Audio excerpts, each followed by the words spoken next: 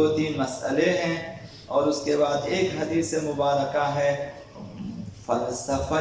حج کے سلسلے میں۔ تو مسئلہ یہ ہے کہ جو شخص مرنے والا ہو، ایک شخص کو جو ہے یقین ہو جاتا ہے کہ میں اب مرنے والا ہوں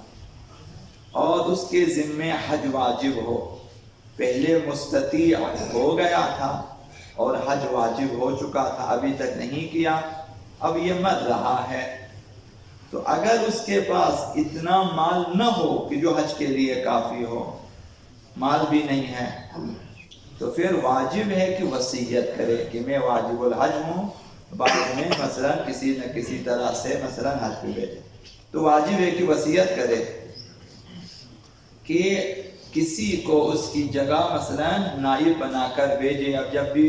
جو ہے ان کے پاس گنجائش ہو جائے گی تو یہ واجب الحج ہے اور کسی کو بھیجنا ہوگا۔ تو بہرحال وہ اپنی طرف سے اس کی ذمہ داری یہاں تک ہے کہ وہ وصیت کرے کہ بھائی میں واجب الحج ہوں، میں نے حج ادا نہیں کیا، اب اگر ہو سکے تو کسی کو بھیجیں، یا اولاد کے ذمے ہے۔ دوسرا مسئلہ یہ ہے کہ اگر اس کے ذمے حج ہے اور یہ حج کرنے سے پہلے مر جاتا ہے، اب یہ مر گیا، تو واجب ہے کہ حج کی قضا اس کے اصل ترکہ سے کرائی جائے۔ وہ جتنی اس کی جائیداد ہے اب اس میں سے حج کا خرچہ نکالا جائے گا، چونکہ اس کے ذمہ واجب الحج ہے، اگرچہ اس نے وصیت نہ بھی کی ہو۔ یہ اولاد کے لیے خطرے کی گھنٹی ہے کہ جب اولاد نے دیکھ لیا کہ باپ کی جائیداد ہے، باپ واجب الحج تھا اور حج نہیں کیا، تو اب یہ حق ہے باپ کا کہ اس کی اصل جائیداد میں سے جتنے اخراجات حج کے لیے چاہیے وہ پہلے نکالیں، 2 لاکھ 3 لاکھ 4 لاکھ 5 لاکھ 10 لاکھ جتنے چاہیے حج کے لیے، وہ اس کے اصل جائیداد میں سے نکالیں گے، مابقی کو پھر وارثین اپنے مابین تقسیم کریں گے شریعت کے مطابق۔ اصل جائیداد سے حج کا خرچہ نکالنا چاہیے۔ یہ دو مسئلہ، اگرچہ اس نے وصیت نہ بھی کی ہو، تو یہ ایک ضروری مسئلہ تھا۔ تیسرا مسئلہ یہ ہے کہ اگر کوئی شخص مر جاتا ہے اور حج اس کے ذمے واجب تھا، تو اس کے ورثہ کے لیے اس کی جائیداد میں ایسا تصرف حرام ہے کہ جو حج کی ادائیگی کے منافی ہو۔ اگر وارثین اس کی جائیداد میں تصرف کرنا شروع کریں، خرچنا شروع کریں، تو وہ حج کے لیے کم پڑتا ہے، حج کے لیے منافی ہے ادائیگی کے، تو حرام ہے اس کے لیے، اولاد کے لیے۔ اس کے جب تک حج کے اخراجات مکمل نہ کریں وہ آگے جو ہے اس میں تصرف نہیں کر سکتے بچے۔ تو واجب ہے کہ پہلے جو مرحوم ہے، مرحوم کے حج کے لیے اس کی اصل جائیداد میں سے خرچہ نکالیں۔ اب چاہے حج کا خرچہ اصل ترکے سے کم ہو یا زیادہ،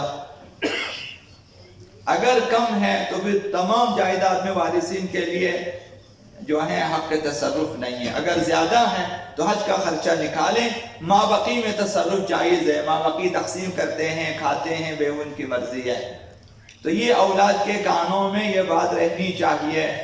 کہ اگر خدا نخواستہ گھر میں مثلا سرپرست مثلا باپ فوت ہو جاتا ہے تو پھر یہ دیکھنا چاہیے کہ وہ واجب الحج تو نہ تھا، اگر واجب الحج تھا تو پھر اصل ترکہ میں سے مال لیا جائے گا، اگر اولاد نہیں دیتی ہے تو پھر اولاد گناہگار ہو جائے گی اس کے ذمہ۔ تو آخری جو ایک حدیث مبارکہ ہے فلسفہ حج اور فلسفہ ولایت کے سلسلے میں، یہ حدیث مبارکہ حضرت آقا امام محمد باقر علیہ السلام انہوں نے اس سلسلے میں ارشاد فرمایا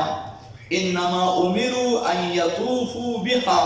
لوگوں کو اللہ نے حکم دیا ہے کہ خانے کعبہ کا طواف کریں، یہ حکم دیا ہے، ثم ينفروا الینا، یہ حکم اس لیے دیا ہے کہ طواف کے بعد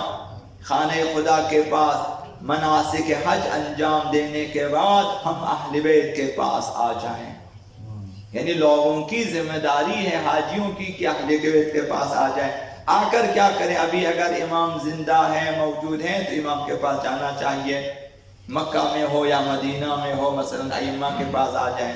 اس وقت مثلا قبور ائمہ کے پاس جائیں، ضرور جنت البقیع میں جائیں، روضہ رسول کے پاس جائیں حج کے بعد کہ ابھی ہم آئے ہیں یہاں پہ، اور وہاں پہ 3 کام کرنے ہیں۔ یہ فلسفہ حج ہے۔ زائرین کے لیے بھی یہی ہے، حاجیوں کے لیے بھی یہی ہے کہ وہ جائیں اہل بیت کے پاس، اہل بیت کے فَيُعْلِمُونَ وِلَایَتَهُمْ وَمَوَدَّتَهُمْ، آئیں حاجی ہمارے پاس آ کر ولایت اور مودت کا اعلان کریں۔ تو حضرت علامہ مجلسی نے اس کی شرح بھی لکھی ہے، تو 2 جملے ان میں سے کہ انہیں بتا دیں ائمہ اطہار کو کہ ہم آپ کو واجب الاطاعت سمجھتے ہیں۔ اعلان ولایت نہیں ہے، ہم آپ کو واجب الاطاعت کوئی اور واجب الاطاعت نہیں ہے، زمین پہ آپ لوگ ہیں، اور ہم آپ کو امام سمجھتے ہیں، اور ہم مأموم ہیں، ہم آپ کے شیعہ ہیں، اور آپ سے مودت و محبت رکھتے ہیں۔ ہم اعلان کریں جا کر ائمہ اطہار کی بارگاہ میں کہ ہم حج کرنے آئے ہیں اور آپ کی بارگاہ میں ہم نے حاضری دی ہے۔ تکمیل حج کے لیے بارگاہ اہل بیت میں حاضر ہونا ضروری ہے، یہ حدیث پیغمبر اسلام ہے، ورنہ حج کا ایک جز سمجھو کم ہے۔ آ گیا اور آ کر اعلان ولایت کرنا ہے کہ ہم ولائی ہیں، ہم شیعہ ہیں، ہم آپ کے شیعہ ہیں، آپ ہمارے ولی ہیں، آپ ہمارے سرپرست ہیں، ہماری امیدیں آپ سے وابستہ ہیں، ہم آپ کی ہی اطاعت کرتے ہیں وغیرہ۔ یہ 2 کام کرنے ہیں، ولایت اور مودت، کہ ہمیں آپ سے محبت ہے۔ اور وَيُعْرِضُوا عَلَيْنَا نُصْرَتَهُمْ، اور تیسرا کام یہ کرنا ہے کہ آ کر اپنی نصرت پیش کرو ہمارے سامنے، اب تم ہماری کیا مدد کر سکتے ہو۔ یہ فلسفہ حج ہے۔ تو حیف ہے اور افسوس ہے کہ ہم حج پہ بھی جائیں اور زیارتوں پر بھی جائیں لیکن نصرت ائمہ کے لیے کچھ نہ کریں، جبکہ یہ فلسفہ حج و زیارت ہے۔ حج اور زیارت کا فلسفہ یہ ایک شیعہ جب حاضر ہو جاتے ہیں ائمہ کی بارگاہ میں تو اپنی نصرت پیش کرنی چاہیے۔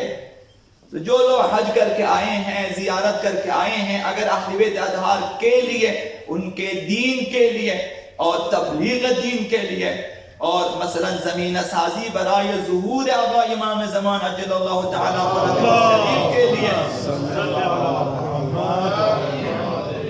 افراد سازی کے لیے کچھ نہیں کرتے، تو انہیں سوچنا چاہیے کہ ہمارے حج اور زیارتیں ناقص ہیں، حتماً ہمیں اہل بیت کے لیے کام کرنا ہوتا ہے۔ یہ فلسفہ حج و زیارت ہیں اور